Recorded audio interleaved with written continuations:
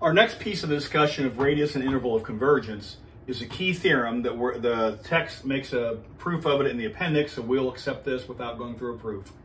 It says this: for any power series,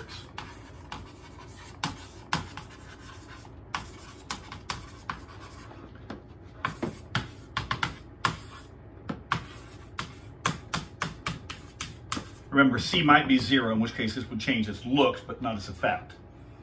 For any power series, exactly one of the following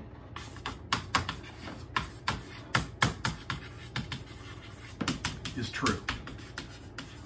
So, any power series falls into one of the, there are going to be 3 categories, 3 possibilities. Every power series falls into one of those, and exactly one possibility. So one possibility is this: converges only at its center, C.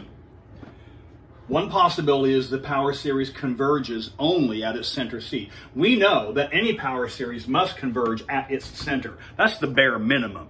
And in fact, that's one possibility. One possibility is it converges at that single point and nowhere else. And we'll look through an example that works like that. Number 2. Another possibility is that it converges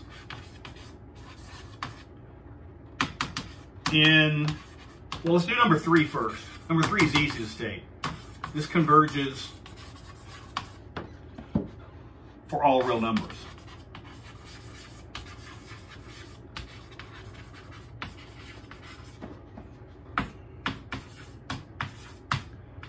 Converges for all real numbers, the entire number. So no matter what x you put in there, it converges. All right? And then the second is sort of the midway. Converges in an interval centered at C.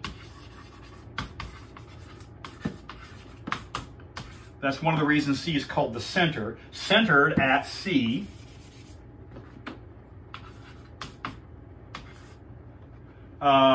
With radius. And we typically use capital R to represent the radius. And we'll talk about each of these in turn, how this works out. All right? It turns out power series of type 1 are particularly uninteresting. It would be like using a set of numbers and the only number in that set is 0. It's, yeah, there it is, but there's not a whole lot you can do with it. So we will not do a lot with this. We'll do some problems where we'll find out where that, it turns out if this is what happens, there's not a lot you can do with that power series for our purposes. For our work, these are going to be the 2 interesting ones. And ideally, this is the best. Because the values of x where it converges corresponds to this. Think of it this way. Put a value of x into here, and we've already argued, we can think of this as a function of x. We've seen that for some values of x, you plug x in here, you do get an answer. For other values of x you plug in here, you don't get an answer. The values of x are the numbers that you can substitute into the function and get an answer. What I'm describing is the domain. When we find the interval of convergence, when we find that, what we're actually finding is the domain of this function. And it turns out that certain of these have some really special and some really familiar properties, and they're very special functions. For us for now, let's see if we can talk through this a little bit. So let's do a specific case. Now, let me redraw this. Converges only at its center C. Well, the interval then, so in case 1, I'm going to erase this, but this is the same thing. Converges only at its center C. Then the interval, if this is the number line, the only place it converges is at C. What we can do is we can think of this as the closed interval that starts at C and ends at C. The closed interval, if the endpoints of the closed interval are the same number, this just corresponds to a single point. So this would be the interval of convergence here. Here converges at an interval centered at C with radius r. What would that look like? That would look at like something like this. Here's C, and there's an interval centered at C. For now, I'm going to assume it's an open interval. More on that soon. But for now, let's assume it's an open interval. This is distance r. This is distance r. So this would be C plus r. Let's assume r is positive. This is C minus r. And so this, let's just, again, for now, let's assume this is an open interval. This would be the open interval from C minus r to C plus r. And then this scenario,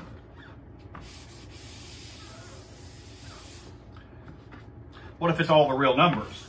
Well, here's C, and we have all the real numbers. Well, we can think of this as being infinity. We can think of this as being infinity. We can think of this as being C minus infinity and C plus infinity. So we can think of this as being, again, you can think of this as C minus infinity, C plus infinity. And so it's still, we can still think of this as being centered at C. In this scenario, here's the interval, here's the interval, here's the interval. Now, again, in this case, it turns out we're going to have to fiddle with these. Is it closed? Is it open? Is it half open? Is it half closed? We're going to fiddle with that. But in this scenario, let's do the middle. Here, this radius is what you add and what you subtract from C to make this interval happen. So here the radius is r. Here, the radius is 0. So if a series converges only at its center, the radius of convergence is 0. Here, the radius could be some finite number. It could be 1/2, it could be 15, it could be any value. Here, the radius of convergence,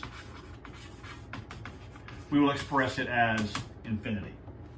So here, if it converges everywhere, then the radius of radius of convergence is infinity, and the interval is the entire number line.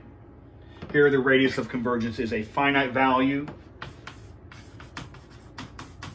So we assume r is a finite value, and we have an interval of finite length, non-zero, and then if we have a single point, the radius is 0. This is the one where it's particularly not a lot we're going to do with that. And so what I'll do is I'll go through several examples, and the question is going to be, find the radius of convergence, and then find the interval of convergence.